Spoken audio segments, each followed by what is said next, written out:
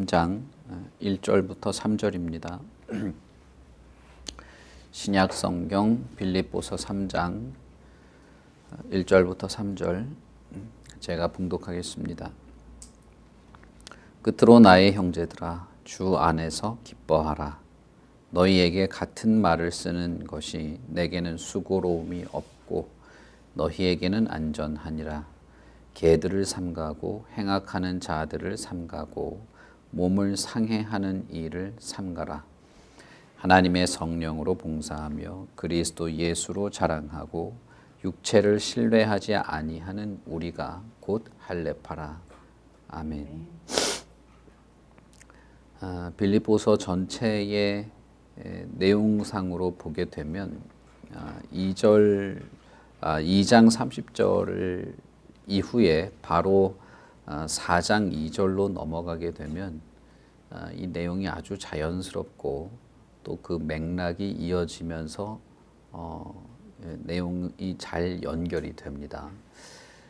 그런데 빌립보 이 편지의 3장이 너무나 뜬금없이 들어와 있고 앞뒤 이 2장과 4장의 이 흐름에 단절이 생기는 내용으로 3장이 들어와 있어서 사람들 중에는 이 빌립보서 3장에 대한 내용이 어디 다른 사람이 잘못 쓴 것 아닌가 생각을 하는 경우도 있습니다. 3장의 이 3장 1절부터 21절 그리고 4장 1절까지의 내용을 따로 빼놓고 2장에서 4장 2절로 바로 넘어간다고 하면은 빌립보서의 전반적인 내용, 그리스도 안에서 공동체가 하나 되고 그렇게 함으로써 이 세상의 빛으로 드러나는 내용들이 잘 이어진다고 볼 수 있습니다. 그런데 3장에 있는 내용은 갑자기 어떤 빌립보 교회에 대한 권면에 대한 내용, 특별히 거짓 교사들에 대한 내용이 들어와 있는 것이죠. 그래서 어떤 사람들은 빌립보서라든지 성경의 다양한 내용들에 대해서 어떤 사도들의 저작을 인정하고 싶지 않은 사람들, 그런 거를 이제 신뢰하지 않는 사람들은 이 내용이 이렇게 뒤죽박죽 되어 있지 않냐, 이 바울이 쓴 게 아니다. 이 성경은 여러 세대에서 사람들이 자기 필요에 의해서 갖다 붙여놓은 거를 바울의 권위를 더딥히려고 뭐 이렇게 기독교에서 이런 식으로 조작한 것이다. 이렇게 말하는 사람들도 있습니다. 근데 여러분 한번 잘 생각해 보십시오. 바울 사도가 빌립보서를 쓸 때는 무슨 계획과 어떤 논리, 그 다음에 논리 정연한 어떤 그런 자신의 주장을 전개하고 논설문을 쓰고 뭐랄까요, 논증문을 쓰기 위해서 편지를 쓴 게 아닙니다. 어제도 제가 말씀드렸다시피 이것은 후대의 사람들이 이 글을 가지고 분석하고 나름대로 뭔가를 이렇게 해석을 할 때 그런 걸 이제 이렇게 생각하는 거지. 이 당시에 바울 사도가 로마 감옥에 갇혀서 빌립보 교회 형제들을 생각하면서 뭔가 자기가 쓰고 싶은 편지를 쓸 때는 다분히 이 사람의 상황과 감정과 정서 속에서 쓰게 되는 거죠.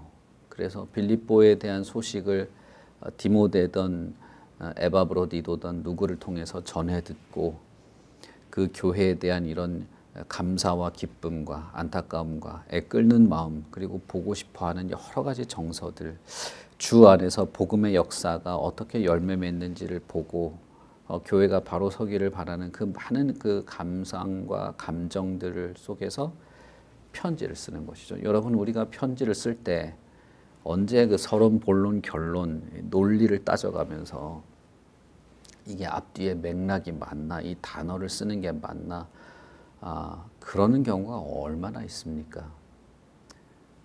그저 아주 친밀하게 전화를 들고 통화를 하듯이, 이 당시에 이제 전화가 없으니까 마치 옆에 있는 사람에게 자신의 친밀함을 드러내고 자신의 마음을 담아서 교회를 돕고자 하는 마음으로 써내려가는 것이죠.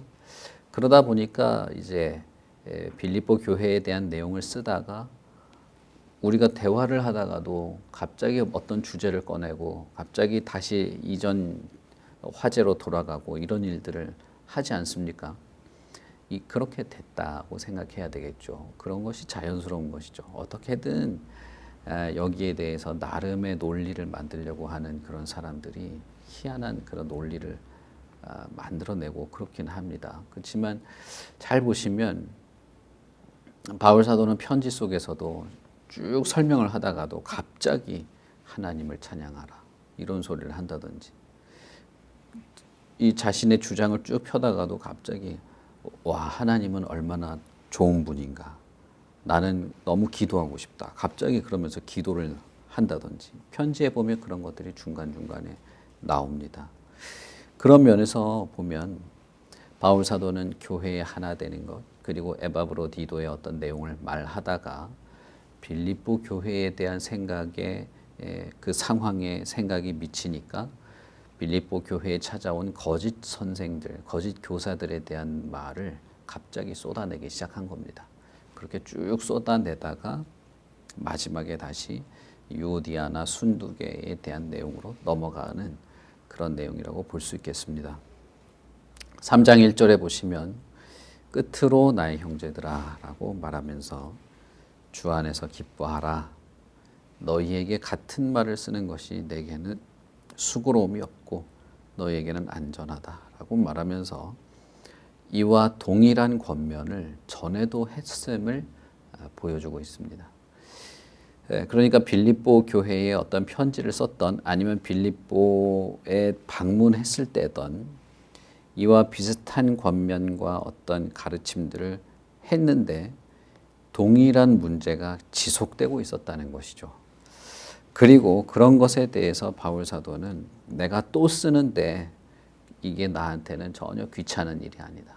그리고 당신들도 내가 한 말 또 하고 한 말 또 하고 하는 것에 대해서는 이것이 오히려 당신들에게 더 안전한 것이니 기뻐할 필요가 있다. 이것에 대해서 불편하게 생각할 필요도 없고 귀찮아할 필요도 없고 오히려 이것이 더 유익한 것이다 라고 말하는 것입니다.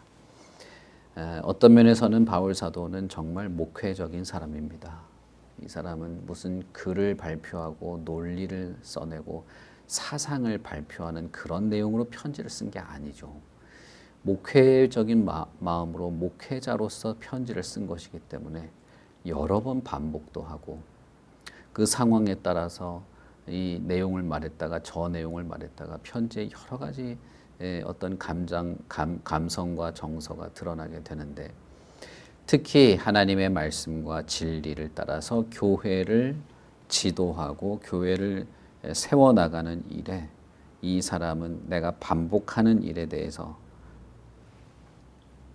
당신들에게도 참 좋은 일이고 나는 이게 별로 귀찮은 일이 아니다 라고 하면서 교회가 언제나 한 번 듣고 뭔가 완전한 것이 아니고 지속적으로 반복하고 돌보고 세우고 고치고 바르게 해야 될 필요가 있는 것을 말하는 것이죠. 이 목회자로서의 마음이라는 생각이 많이 듭니다. 그리고 나서 이제 2절부터 21절까지 본격적인 이제 권면을 하는데, 여기서 갑자기 개들을 피해라, 이 삼가라라는 말은 경계하고 주의하고 피하라라는 뜻입니다. 우리나라 말의 삼가라는 말과는 조금 뉘앙스가 다르지만 어쨌든 삼가라는 말로 번역이 되어 있지만 삼가라는 말보다는 훨씬 더 좀 강한 뉘앙스입니다. 개들을 경계하고 피하라는 것입니다. 그리고 행악하는 자들을 삼가고 몸을 상해하는 일을 삼가라라고 말합니다. 바울의 어조는 이 빌립보 신자들, 빌립보 교회 형제들에 대한 거짓 교사들이 일정한 영향력을 미치고 있는 것에 대해서 아주 경계하고 뭐랄까요, 원색적으로, 우리가 지난번에도 살펴봤습니다만 바울 사도는 복음에 대해서 왜곡하는 자들에 대해서 아주 강경하게 말합니다. 저주받을 자들, 하나님의 저주에 떨어질 자들, 이렇게 표현할 경우도 있죠. 빌립보 편지에는 개 같은 놈들 이렇게 표현한 겁니다. 요즘 표현으로 하면은 그냥 X X 그렇죠. 개 자식들 뭐 이런 표현이겠죠. 그러니까 여러분 이게 뭔가 자신이 권위를 가지고 무슨 논문을 발표하듯이 앞부분은 내가 뭘 하고 논리를 짜맞춰서 교리를 전하고 이런 거였으면 이런 표현을 쓸 리가 없습니다. 이 사람은 지금 정말 자신이 전화를 붙잡고 전화 통해서 뭔가 다 상대방에게 이야기하듯이 자기의 정서와 어떤 열심 속에서 편지를 쓰고 있는 것입니다. 그러면서 아주 원색적이고 강한 표현으로 개들이다, 행악하는 자들이다, 몸을 상해하는 자들이다 라고 비난합니다. 바울 사도가 빌립보 교회에 있어서 염려하고 있는 큰 두 가지 문제, 하나는 분열하기 시작했다는 것이고 또 하나는 거짓 교사들의 영향력에 휘둘리고 있다는 것을 우리가 알 수 있겠죠.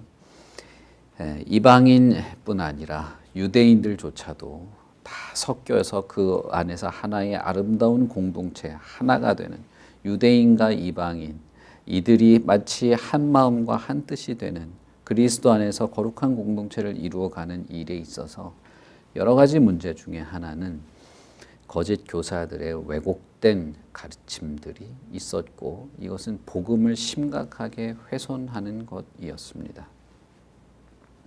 그리고 이 사람들은 빌립보 교회에 와서 자신들을 뭐라고 불렀냐 하면 자신들은 할레파이다라고 불렀던 것이죠. 그래서 바울 사도는 하나님의 성령으로 봉사하고 그리스도 예수를 자랑하고 육체를 신뢰하지 않는 우리가 할레파이다라고 말하게 된 것입니다. 여기서 보면 이 거짓 교사들이 가지고 있었던 생각이나 그들의 가르침이 어떤 것인지를 우리가 짐작해 볼 수 있습니다. 그것은 무엇이냐면 빌립보 교회는 이제 마게도니아 지역에 있는 헬라 문화이죠.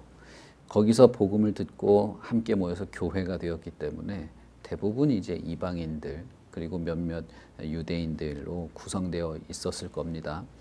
그 이방인들은 할례를 받은 적이 없죠. 할례를 받은 적이 없고 바울이 전한 복음의 말씀을 듣고 회심하고 예수 그리스도 안에서 거듭난 사람들이었습니다. 그런데 이 당시에는 구약 성경밖에 없죠. 신약 성경 같은 건 있지 않습니다. 구약 성경을 보면 예수님을 알고 하나님을 믿고 신앙을 지키기 위해서는 결국은 사도들이 전한 복음과 구약 성경을 근거로 해서 신앙을 지켜나가고 믿음을 성장해야 하는데 거기에 보면 할례나 율법에 대한 내용이 당연히 있는 것이죠. 구약 성경에서. 그러나 이 당시의 사람들은 그 구약 성경을 곧대로 받아들여서는 안 되는 것입니다. 바울이나 사도들이 전한 복음 진리를 통해서 구약 성경을 잘 이해할 필요가 있었던 것이죠. 어떤 면에서 보면 이 당시의 성도들은 현재 우리들과는 다른 정말 뭐랄까요? 교회가 처음 생기는 그 당시의 성도들은 말씀을 알고 이해하고 믿음을 지켜나가는 일에 있어서는 우리와 비교할 수 없이 어려운 척박한 환경에 있었습니다. 전하는 자가 없으면 들을 수도 없고 듣지 못하면 알아들을 수도 없고 믿음을 가질 수도 없는 완전한 그런 상황이었습니다. 사도들 혹은 바울 사도 혹은 바울의 동역자들이 전하지 않으면 구약 성경만 가지고는 그리스도를 발견할 수 있는 아무런 어떤 그런 힘이 없었습니다. 전하고 그들이 전한 예수 그리스도의 진리가 아니면 바른 믿음을 가지기가 거의 불가능했습니다. 그러니 구약 성경조차도 선지자의 모든 글조차도 그리스도의 복음이라고 하는 이 눈을 가지고 바르게 이해하지 않으면 알 수 없었던 것이죠. 그런 여러분 우리가 알지 않습니까? 전하는 이가 없다면 누가 들을 수 있겠는가? 그렇게 전하고 듣지 못한다면 누가 믿을 수나 있고 예수 그리스도를 주라고 고백이나 할 수 있었겠는가? 그 당시는 정말 불가능한 것이죠. 그런 상황에서 유대에서 어떤 교사들이 온 겁니다. 나름대로 똑똑하다는 사람이 온 거예요. 똑똑하고 경건하고 뭐 영향력도 있고 꽤 인지도도 있는 이런 사람들이 왔던 것이죠. 빌립보 교회에 와서 이런 식으로 해서는 구원받지 못한다. 뭐 바울이 전한 말만 듣고 예수만 믿는다고 너희들이 구원받는 게 아니다. 이런 소리를 하기 시작한 것입니다. 구약 성경을 보아라. 자기들만의 나름대로의 논리와 근거는 확실했을 겁니다. 구약 성경을 봐라. 자, 아브라함의 후손만 구원받는다고 하지 않았냐? 하나님이 아브라함에게만 약속하지 않았냐? 아브라함의 후손은 유대인인데, 자, 유대인이 되려면 적어도 할례는 반드시 해야 된다. 자, 봐라. 하나님이 할례를 영원히 지키라고 하지 않았냐? 할례 받지 못한 자들은 다 지옥으로 떨어진다고 하지 않았냐? 성경에 이렇게 돼 있지 않냐? 바울이 맞냐? 성경이 맞냐? 둘 중에 하나 판단해 보라. 여러분, 이 당시에 헬라인들이 어떻게 판단할 수 있었을까요? 너희들 생각에는 바울이 하나님이냐, 성경이 하나님이냐? 판단해 보라. 판단하기 어렵죠. 유일한 하나님의 그 계시가 구약 그 성경밖에 없는데 그걸 가지고 이 유대인들 이 말하는데 우리는 할례파다. 할례를 통해서 구원의 확실한 증거를 삼아야 된다. 어디 성경에 할례가 필요 없다는 말이 어디 있냐? 바울이 뭐 하나님이냐?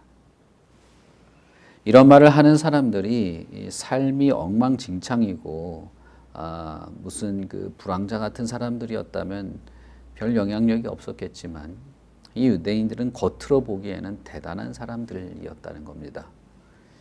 그러니 빌립보 성도들이 예수 그리스도를 믿고 그 참된 믿음 안에서 어마어마한 그 기쁨과 평화, 그리고 유대인과 헬라인 모든 민족들, 자유자나 종이나 다 하나가 되는 교회의 그 상황에서 눈에 보이는 외적인 어떤 부분에도 흔들리고 믿음의 복음 진리에 대한 이해가 깊지 않기 때문에 흔들리는 그런 문제가 있었던 것입니다.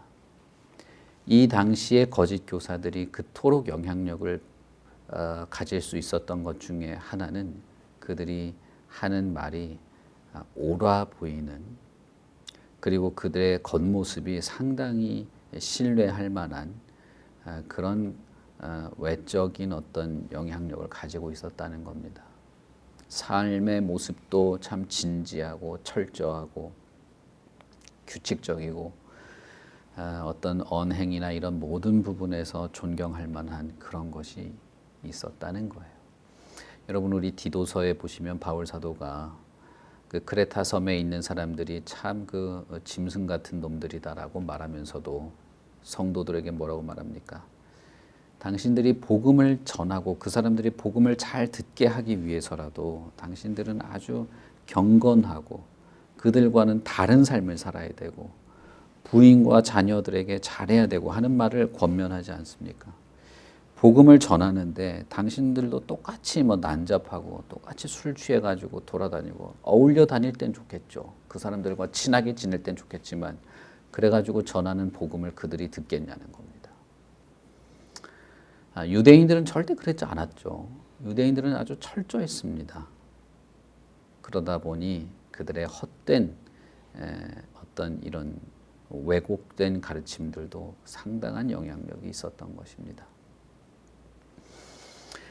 그러니 빌립보 교회에는 상당한 혼란이 있었죠. 진리가 흔들리고 참된 믿음이 아닌 하나님의 진리를 따라서 가르침을 받고 그리스도 안에서 참된 믿음으로 이제는 이 구원이 예수 그리스도 안에서 우리에게 베풀어진 것이라는 것이 아닌 내가 열심을 내고 수고하고 할례를 받고 내가 뭔가를 해서 구원을 받게 된다고 하는 바울의 표현대로라고 하면 육체를 신뢰하는 그런 문제가 생겼던 것입니다. 바울 사도는 2절에서 이렇게 말합니다. 몸을 상해하는 일을 삼가라. 이건 몸에 상처를 내고 뭐 이렇게 문신을 하고 그런 짓을 해서는 안 된다, 이런 뜻이 아닙니다. 이건 할례를 말하는 것입니다. 이 당시의 거짓 교사들은 자신들을 할례파라고 말하면서 자신의 몸을 이렇게 할례를 하는, 몸에 포피를 잘라내는 이 일들을 유대인뿐 아니라 이방인들도 반드시 해야 된다. 율법을 반드시 지켜야 되고 할례를 통해서만 당신들이 하나님에게 받아들여진다라고 하면서 그 몸을 잘라내는 일을 하도록 했던 것이죠. 그러자 바울 사도는 이렇게 말한 것입니다. 자, 어떤 사람이 진짜 할례파냐? 하나님의 성령으로 봉사하고 자신이 할례 받은 것, 그런 거 자랑하고 내가 율법에 철저히 율법을 지키고 내가 뭐 포피를 잘라내고 내가 철저히 뭔가 이 유대교의 어떤 그 교리에 따르고 하는 것을 자랑하는 것이 아니라 그리스도께서 나를 위하여 죽으시고 나를 위하여 대신 피 흘리시고 예수 그리스도께서 부활하신 바로 그리스도야말로 나의 모든 것, 나의 구원이라고 하므로 내가 아닌 예수 그리스도를 자랑하는 것, 내 몸에 새긴 무슨 그런 몸의 상처가 아니라 그리스도의 진리 안에서 내가 가지고 있는 영적 생명을 신뢰하는 그런 것이 곧 할례파 아니겠냐. 그것이 곧 아브라함의 후손이 아니겠는가라고 말하는 것입니다. 그러면서 바울 사도는 이어서 21절까지 기독교에 있어서 아주 중요한 이야기를 하게 됩니다. 그것은 오직 예수 그리스도의 복음과 그의 은혜로만 우리가 새로워질 수 있고 구원받을 수 있고 참된 아브라함의 자손과 참된 할례는 몸에다 새기는 것이 아닌 우리의 마음에 새기는 것임을 이어가게 됩니다. 여기서 우리가 생각해 볼 것이 바로 이것입니다. 우리는 예수 그리스도를 믿는다라고 하고 예수 그리스도로 말미암아 나의 영혼이 새롭게 되고 구원받는다라고 하면서도 자꾸만 우리의 중심 혹은 우리의 눈이 우리의 외적인 모습으로 자꾸 향한다는 것입니다. 눈으로 보기에 그럴듯해 보이고 우리의 눈에 보이기에 되게 선해 보이고 참 거룩해 보이는 그런 외적인 껍데기에 마음이 자꾸 빼앗긴다는 것입니다. 예수 그리스도와 그의 복음, 진리, 생명의 말씀, 그리스도의 모든 역사들, 내가 내 열심이나 내 지식이나 내 수고나 내 지나온 과거나 경험이나 내 노력이나 내가 노력해서 이루어낸 어떤 일의 성과들이 아닌 오직 예수 그리스도께서 내 안에 베푸시는 모든 은혜로운 역사들을 신뢰하지 못하게 하는 많은 위협과 어떤 유혹 속에서 우리가 흔들린다는 것입니다. 바울 사도는 빌립보 교회에 이런 일들을 이미 예전에 말한 적이 있습니다. 그러나 여전한 흔들림 속에 있었던 것이죠. 우리도 마찬가지입니다. 우리도 그럴 위험이 상당히 많고 특히 여러분 오늘 아침에 이렇게 새벽에 기도하러 나오시잖아요. 그러면 내가 새벽에 새벽 기도하러 나온 게 그렇게 대견할 수가 없어요. 대견하고 그걸 은근히 자랑스럽고 마치 내가 믿음이 좋은 사람인 것 같고 영적으로 내가 대단한 것 같은 그런 착각에 빠지는 경우도 있습니다. 우리 교회는 뭐 별거 하는 것이 없지만 이런 어느 정도 규모가 되는 교회들에서는 뭐 정말 많은 일을 하거든요. 갖가지 이름을 붙여서 뭔가 많이 합니다. 그러면 거기에 내가 열심을 내고 내가 막 하면서 어느 정도 성과도 내고 보람도 좀 느끼고 이러기 시작하면 거기에 마음이 쏠리는 겁니다. 제가 예전에 있던 교회에서 보면 새벽 기도 나오는 사람들은 새벽 기도 안 나오는 사람들을 무시하는 거죠. 아이고 집사가 돼가지고 새벽 기도도 안 나오냐고 이런 소리를 슬슬 하기 시작합니다. 나는 이런 거 한다 이거죠. 교회에서 무슨 봉사를 하고 성가대를 하고 무슨 봉사를 하고 교회에서 어떤 일이 있는데 막 정말 열심으로 힘을 합쳐서 뭘 하고 그러면 마치 내가 그걸로 대단한 뭔가가 된 것처럼 여기는 거죠. 그리고 교회 문화와 이 역사 속에서 이게 선하고 옳다라고 하는 것이 성경과 하나님의 말씀과 진리를 근거로 해서 판단하는 것이 아니라 이때까지 해왔으니까 혹은 이게 사람들이 다 좋아하는 거니까 그렇게 하는 경우도 무척 많습니다. 제가 여기서 말을 하면 어떤 분들은 상처를 받을 것 같아서 제가 사례를 들어서 말하기가 어려워요. 그러나 여러분 한번 잘 생각해 보십시오. 내가 무슨 금식을 몇 번을 하고 성경을 몇 번을 완독을 하고 성경 필사를 뭐 몇 권을 써내고 헌금을 얼마나 대단하게 했던 그게 만약에 여러분의 마음에 뭔가 뿌듯함을 주고 마치 안정감을 주게 된다면 여러분들은 개에게 삼켜진 것입니다. 몸에 뭔가 상처를 남기고 몸에 뭔가 표식을 남기는 걸 자랑스럽게 생각하는 흔들리는 것입니다. 오직 예수 그리스도 안에서 우리는 새로워져야 되고 그리스도의 복음 진리로 우리의 인격이 새로워져야 하는 것이고 하나님의 성령으로 봉사할 뿐 아니라 내가 육체에 가지고 있는 뭔가 그런 걸 신뢰하고 자랑하는 것이 아니라 예수 그리스도의 마음을 품고 겸손과 인내, 허영이 아니라 다툼이 아니라 사랑과 인애로 하나가 되는 것들을 우리는 해나가야 되는 것입니다. 여러분,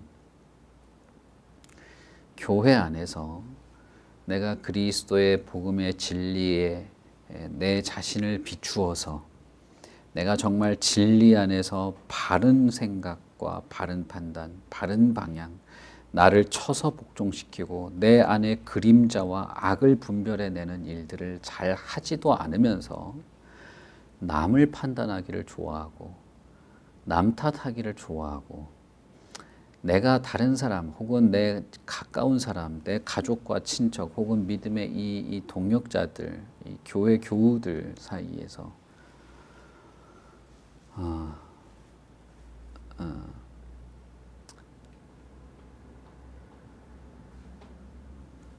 내가 힘듦과 부침을 겪고 있고 내가 얼마나 열심히 노력하는지 사람들이 알아주지도 못하고 그런 마음이 있다면 여러분들은 정말 회개해야 합니다. 그런 마음이 있다면 회개하셔야 됩니다. 목사가 뭔가 권면을 하거나 지적을 하거나 바울 사도가 이렇게 말하는 것처럼 뭔가를 반복하기 시작하면 지루해하고 혹은 억울해하고 분해하고 자신의 안에 있는 나는 보지 못하는 사람은 자기 자신에게는 엄청나게 너그럽기 때문에 그게 돌출된 어떤 것인지 잘 모릅니다.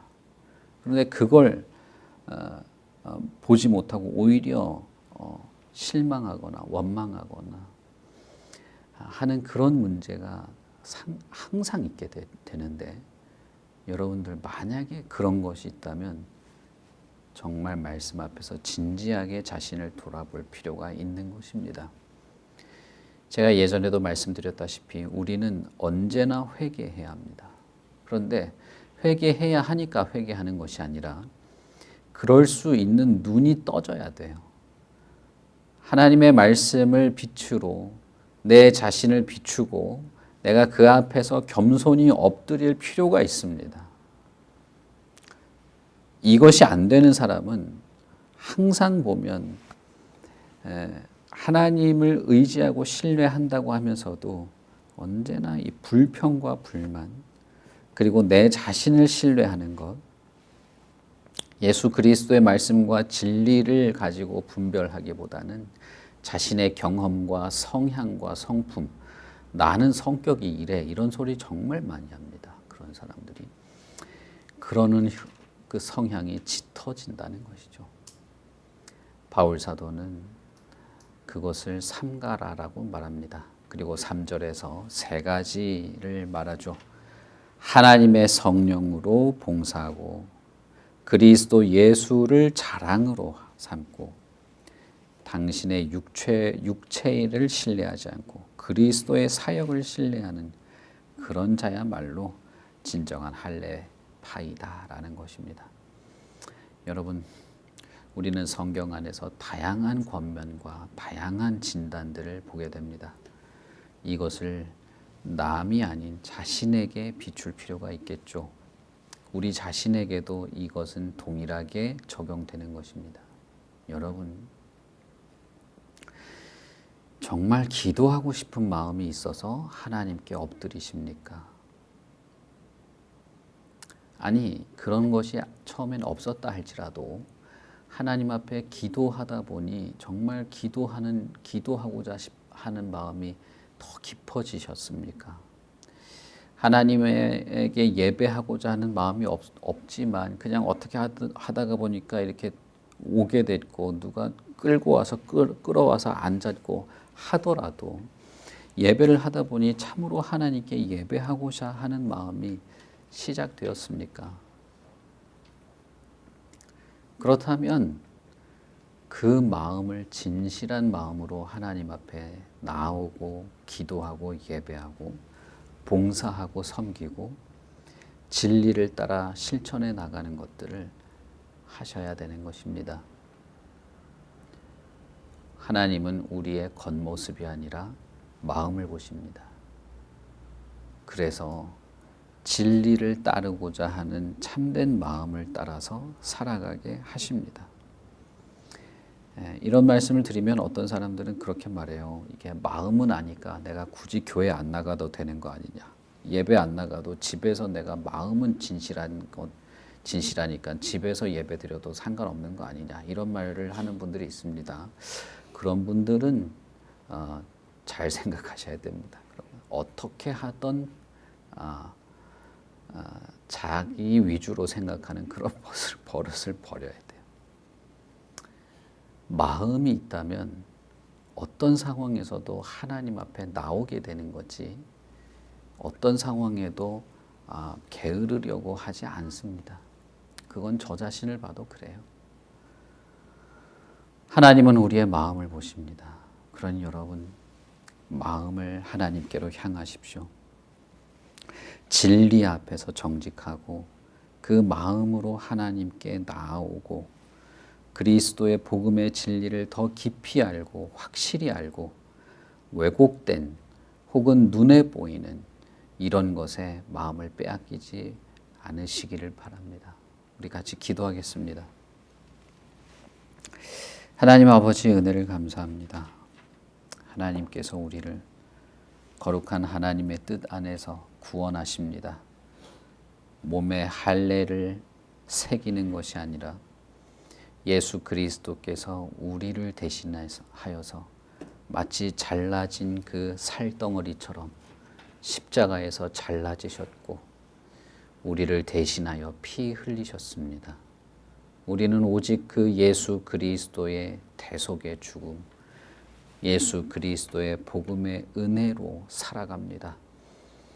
그럼에도 불구하고 하나님, 우리가 자꾸 우리의 겉모습, 내 열심, 내 수고, 내 지식, 내 성품, 내 마음에 자꾸 눈이 빼앗깁니다.